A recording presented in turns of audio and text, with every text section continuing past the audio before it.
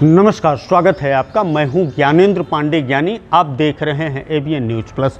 उत्तर प्रदेश का अंबेडकर नगर, जहां पर एक सनसनीखेज वारदात, दिल को दहला देने वाली वारदात, मन को विचलित कर देने वाली वारदात, आपके रोंगटे को खड़ी कर देने वाली वारदात की चार मासूम बच्चों की कत्ल हो गई। वह भी तोहमत लगा उसके माँ के ऊपर। बड़े ही निर्दयता, बड़े ही जयघन्यता पूर्वक उसके शरीर को, उसके सिर को कूच कूच करके मौत के घाट मासूमों को उतारा गया था। जिस तस्वीर को देख करके सहजता से विश्वास ही नहीं होता कि एक माँ इस तरह से जयघन्यता पूर्वक, निर्दयता पूर्वक अपने ही बेटे और बेटियों की हत्या कर सकती है। यह बात अभी भी हजम नहीं हो रहा है कि अंबेडकर नगर के अकबरपुर थाना क्षेत्र अंतर्गत मुरादाबाद में इस तरह की घटना, इस तरह की तस्वीर, इस तरह का वाकया सही में हुआ है। हम आपको बता दें कि एक परिवार मोहम्मद नियाज का, जो सऊदी अरब में रहते हैं, करीब 17 वर्ष पहले उनकी शादी हुई थी, उनकी निकाह हुई थी और चार बच्चे जो अंबेडकर नगर के एक प्रतिष्ठित स्कूल, डिवाइन पब्लिक स्कूल में पढ़ते थे, वह मेधावी छात्र के रूप में जाने जाते थे। अच्छा खासा परिवार चल रहा था कि अचानक इस तरह की तस्वीरें सामने आई कि पूरे प्रदेश को झकझोर करके रख दिया है। एक बार फिर हम बता दे रहे हैं आपको कि चार मासूमों का कत्ल हुआ है और तोहमत लगा है उन मासूमों के मां के ऊपर कि गाशिया खातून, जो मां है, इस समय गायब बताई जा रही है, उसने ही अपने 4 बच्चों का कत्ल किया है। यह बात तब लोगों के जहन में आया कि जब बच्चों का लाश मिला और मां गायब मिली। कहीं न कहीं मां का गायब होना मां को कटघरे में खड़ा कर दिया है। लेकिन लोग तोहमत तो जरूर लगा रहे हैं, लेकिन सहजता से इस बात को कहने को कतई तैयार नहीं है कि एक औरत 14 वर्ष के बेटे, 10 वर्ष के बेटे और 6 वर्ष की मासूम बिटिया को मौत के घाट उतार सकती है। लोग तोहमत तो जरूर लगा रहे हैं, लेकिन यह कतई कहने को तैयार नहीं है कि एक मां अपने बच्चों को कितनी भी गुस्सा में हो जाए, लेकिन मौत के घाट उतार सकते हैं। अलग अलग हालातों पर जिक्र किया जा रहा है कि पति के बीच में अनबन था और अनबन का कारण बताया जा रहा है कि जो मोहम्मद नियाज थे, सऊदी अरब में रहते हुए पाकिस्तान की एक मोहतरमा से उन्होंने निकाह रचा लिया था और इस बात को लेकर के उनके और पहली पत्नी के बीच में मनमुटाव का दौर चलता रहता था। अक्सर झगड़ा झंझट होता था, लेकिन इस दरमियान इस तरह का कोई भी वाकया सामने नहीं आया, क्योंकि 1 महीना पहले उनका परिवार सऊदी अरब गया हुआ था और वहां पर बड़े अच्छे ढंग से लोग रहते थे। पति पत्नी के बीच में मनमुटाव रहता था, झगड़ा होता था, लेकिन मोहम्मद नियाज का लगाव अपने बच्चों के प्रति इस तरह से रहता था कि वह रोज फोन पर बातें करते थे। इसी क्रम में शुक्रवार को उन्होंने फोन किया, बच्चों से बातें हुई, लेकिन शनिवार को जब उन्होंने फोन किया, लगातार फोन करते रहे, लेकिन बच्चों से बात नहीं हो पाई।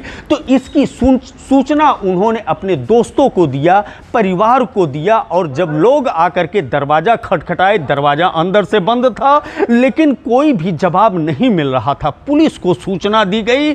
पुलिस जब मौके पर पहुंची और दरवाजा खोलते ही एसी लगे हुए रूम में जब रक्त रंजित उस फर्श को देखा, अलग अलग 4 जगह बच्चों के छत बिछत लाश को देखा, तो प्रशासन के पैरों तले से जमीन खिसक गया और यह बात आग की तरह चारों तरफ फैल गई। हजारों लोग उस समय साक्षी बने, परिवार को लोग आए, लेकिन मां कहीं न कहीं वहां से गायब मिली। मां के गायब होने के बाद गासिया खातून पर यह तोहमत लग गया और कटघरे में खड़ा कर दिया गया कि इस हत्याकांड की जिम्मेदार वही है। लेकिन अभी जांच बाकी है।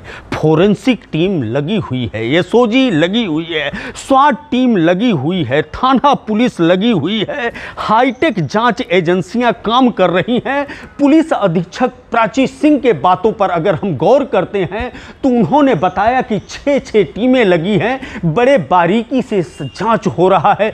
शहर के जितने सीसीटीवी फुटेज हैं उसको खंगाला जा रहा है कि वह मोहतरमा इस घटना को अंजाम देने के बाद कहाँ गायब हुई, कैसे गायब हुई, क्या वह मोहतरमा जिंदा है या मर गई है, किसी भी तरह से उसको बरामद किया जाए। इस तरह की टीमें इस समय काम कर रही हैं गासिया खातून को तलाश करने के लिए। एक तरफ जहां 6-6 टीमें काम कर रही हैं, वहीं दूसरी तरफ उन मासूम बच्चों के लाश का इस समय पोस्टमार्टम चल रहा है। जो 14 वर्षीय सफीक नाम है, 10 वर्षीय सऊद नाम है और 8 वर्षीय उमर, ये तीनों बेटे हैं और 6 वर्ष की एक मासूम है बयान बानो, उसका भी पोस्टमार्टम हो रहा है। सब मिलाकर के यह देश की पहली घटना होगी कि इस तरह से बच्चों का कत्ल हुआ हो और मां के ऊपर इतना मर्मांतक, इतना कुर्तिस्त तोहमत लग रहा हो। बहरहाल इस समय जो आप तस्वीरें देख रहे हैं, ढेर सारे लोग यहाँ पर जमा है जहाँ पर पोस्टमार्टम हो रहा है। सब लोग संवेदना व्यक्त करते हुए नजर आ रहे हैं। हम सीधे आपको रूबरू करवाते हैं उनके ही परिवार से, जो मोहम्मद सादिक के भाई हैं, क्या कुछ कह रहे हैं, कैसे यह घटना हुआ। यह जानकारी तो आपको नहीं है, लेकिन हम इतना सिर्फ जानना चाहते हैं कि क्या गासिया खातून का इस तरह से हिंसक नेचर था कि वह अपने बच्चों को अपने हाथों से मौत के घाट उतार सके। नहीं सर, ये नेचर उसका नहीं था। पूरे बहुत अच्छा नेचर था उसका। अपने बच्चे को हमेशा बढ़िया से यानी सेवा करती थी, खाना पीना दाना सब कुछ देती थी। वही तो यानी सब कुछ इतने दिन तक की है अपने बच्चे को। तो माँ कैसे अपने बच्चे को मार सकती है, बताओ हमको। आप क्या लगते हैं? बड़े अब्बू लगते हैं बच्चे का। क्या इस घटना में और लोग भी शामिल हो सकते हैं? अकेले तो अगर एक आदमी के बस की बात नहीं है, चार ये सर अकेले की बस की बात तो ये सच में नहीं है। जितने बुरी हाल बच्चों को हुआ है, इसमें कम से कम किसी का साजिश तो ज़रूर होगा। इसमें किसी का साजिश तो ज़रूर होगा। अभी यह पटकथा यहीं पर एंड नहीं हुआ है।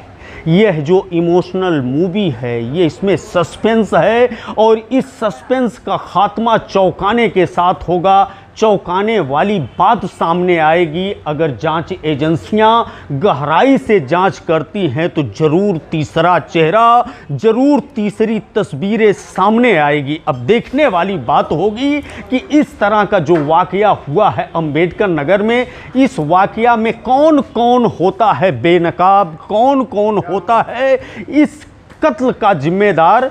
यह अभी इंतज़ार करना होगा और कहीं न कहीं जांच एजेंसियों पर भरोसा रखना होगा। एवीएन न्यूज़ प्लस के लिए ज्ञानेंद्र पांडे ज्ञानी, अंबेडकर नगर से।